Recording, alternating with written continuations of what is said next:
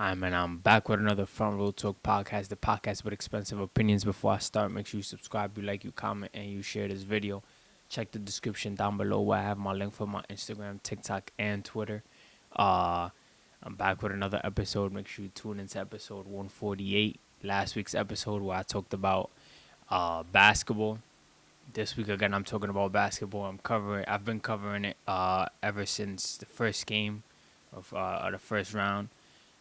And a bit before that too, if I'm not mistaken. So I've been giving my predictions for the whole playoffs, first, second, and now Western Conference. Um, yeah, just been giving my thoughts on each and every game. I've been giving my picks. I've been right for some series. I've been wrong. Um, but I mean, now there's only 4 teams left, and it's not really much to talk about, but it's a lot to talk about. So let's get straight into it. So today, as I'm recording this, it is May 28th. The Oklahoma City Thunder are playing the Timberwolves in OKC. I think the series is over. I'm not gonna lie. I had OKC in 7. Um, I don't think it's gonna go 7. If it does go 7, that would be crazy. Uh, that don't mean that Wolves have to win the next 2 games in a row. I did have OKC in 7, so I wouldn't think they'll win that third game. But for them just to push it to 7 would be incredible. Would definitely be surprising. Is what I'm at. OKC is definitely a great young team. Seems like the experience hasn't affected them at all. A lot of people already have them winning the championship, no matter who they faced in the East, and I respect that and I understand that just because of they just look like the best team that plays basketball out of the 4 that are left. But I mean, like I said, I'm not mad at people saying that, but you still gotta face whoever's on the other side, and then whoever's on the other side is playing a crazy, like a crazy game of basketball. Cause I'll get to that. I'll get to the East. But now, game. What was it? Game 3 of the OKC and Wolves game. OKC got cooked. Like, I'm talking about 30, 40 points by the ending of the game. It seems like, the Wolves had everything figured out. That was the first game in Minnesota.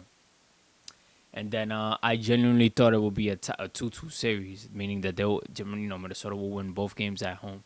But they lost last game, and I think they lost by about like a point or two, probably even 3 points. It was a very close game. Anthony Edwards didn't have a great game. Neither did Randall, which are the main 2 guys for the Wolves. And Shy, MVP, whatever you want to call him. But SGA, he had a really good game. He was shooting the 3 ball really good. He stepped up because the game before that, game 3, he didn't have the best game. He had like 14 points. So he did what he had to do, to give them that 3-1 lead. And I'm pretty sure that them being at home with that crowd, the series is over today. I'm not gonna I'm only entertaining that 3-1 comeback stuff for my team. I'm not about to do that for every other team. But if you want to entertain it, whatever. I mean, last time, I think one of the teams that choked the 3-1 was Oklahoma City Thunder. They had a whole different squad. So, but people just want to, run narratives and stuff like that. I think the NBA hasn't had a team blow a 3-1 lead since 2020. Somebody had said that on Twitter. It was like, it's due, NBA. Come on, let's get to it. But they also could have been referring to the East as well, which I will get to in a minute. But yeah, I mean, what can I say? I think it's obvious what the Wolves have to do, to make it to 7 games, and that's what they did in Game 3. I feel like they came out giving a first punch. Ant and Randall were playing more aggressive.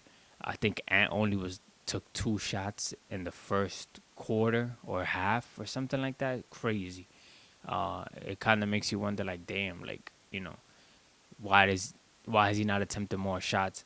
That could have been part of it. Of course, it's OKC's defense, because they could definitely play defense. seems like they was just trapping Ant, to the wings, and then forcing him to make a shot or pass it a bit too late. I was like watching a breakdown of how OKC approached the Wolves for that game 4, and it definitely worked because it had Ant off his game, and Randall also was off his game compared to what he's been doing the whole playoff run. And yeah, so I think the series is over. Today will be the last game. OKC would win in 5. Um, so by the time you guys see this, it's already been 2 days since it. I could be wrong, but by the time you also see this, it could be a game 6. Let's see. I don't know the future. I'm just giving my opinion. I seen somebody else tweet saying that Ant just plays, you know, like he plays really, really good against vets, the older guys, to try to prove a point. But somebody was like, this is his second year, like not really stepping up to the plate against somebody who's as young as him or in, his same age. People just running their narrative and stuff, um, and saying what they feel like saying. It ain't over till it's over, but I think it's over. Me personally, I think OKC wins in 5, and I had a couple people tell me OKC will win in 5, like about 3, 4 people. So I couldn't go for it, knowing Ant is a really really good player, could be the face of the NBA one day, in the league. Um, and it's not me being fooled because of course I feel like if not relevant, but if we had Steph, we beat the Wolves. So I'm not thinking that you know the Wolves are a better team than OKC because I didn't even have one in the series. But I just thought it'll be a longer series. But yeah, I guess it's not. It'll be over today. And now let's get into the East. Now getting into the East, we have the Knicks, of course, against the Pacers. Um, I had the Knicks, I think, in 6 or 7. Series is over as well. I'm not gonna entertain that 3-1 stuff. It just sucks because the Knicks had that game 1. They was up like what 14 points, 15 points in the last 2 3 minutes of the game. Had they locked up, and really locked in, there would have been a 2-2 series right now. But just them losing that game 1 changed everything because then they also lost game 2. And then they were forced to win game 3, which they did. But game 4, it was over. They lost. I think they lost by like last night, like a good 8 9 points if I'm not mistaken. Halliburton had like 32 points, 12 rebounds, 15 assists, no type of turnover, 0 turnover, which is crazy, a crazy stat line. Not saying he's not capable of doing it. He's became the scorer I said about a month ago or a couple weeks back that the Pacers needed him to become. Not saying he was not a scorer either, but he could be a bit passive and getting other guys involved. But yesterday, he did more than just pass and rebound. Uh, but yeah, it's over. Next game would be in Madison Square Garden.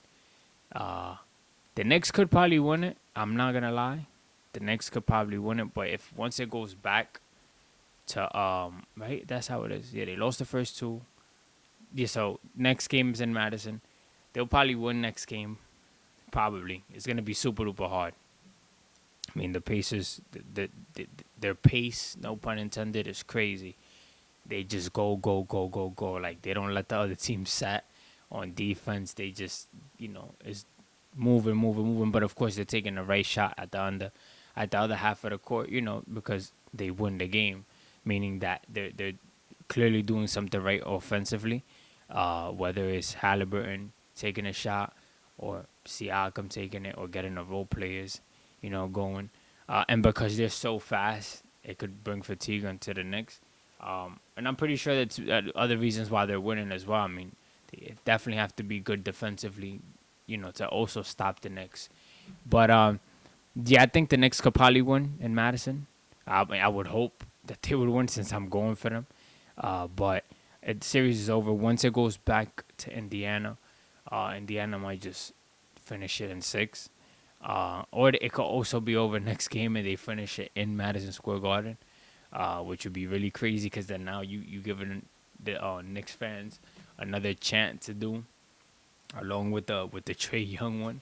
Uh, and yeah, I seen a TikTok of a very basketball educated person in a, I guess you could say, in a sports community, or um, but yeah, they call him OG or something like that. I'm not too sure.